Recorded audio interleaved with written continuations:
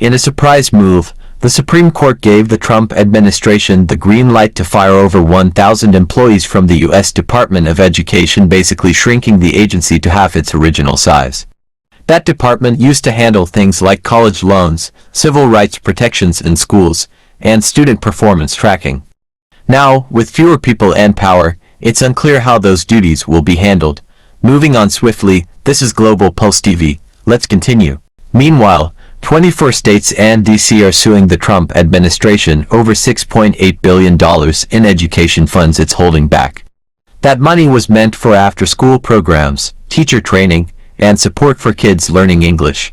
Ukraine and NATO. President Trump announced that the U.S. will sell weapons to NATO, which will then pass them along to Ukraine.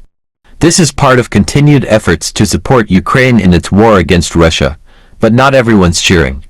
Even Ukraine is reacting cautiously because U.S. support has been unpredictable. Some Republicans, like Congresswoman Marjorie Taylor Greene, are upset. She says Trump is going back on his America First promise by getting involved in another foreign conflict. Tomato tariff. Get ready to pay more for tomatoes. The Trump administration is slapping a 17% tariff or import tax on tomatoes from Mexico.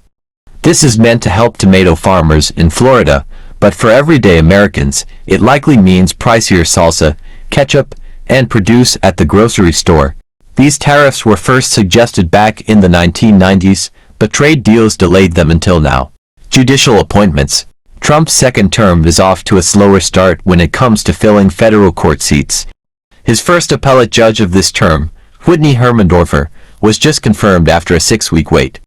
That's a much slower pace than his first term, when getting conservative judges into courts was a top priority. Epstein fallout. And finally, a political storm is brewing around Trump's handling or lack of handling of the Jeffrey Epstein case. Critics, including his own supporters, are furious over vague statements and inaction related to the case. After years of promoting conspiracy theories, Trump is now being pulled into one of the most serious and controversial cases in recent memory. So whether it's school funding, foreign wars, grocery prices, or the court's big decisions are happening fast, and their impact is already being felt.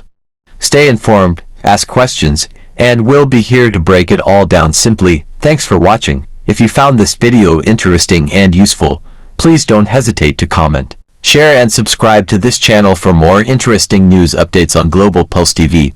Bye for now.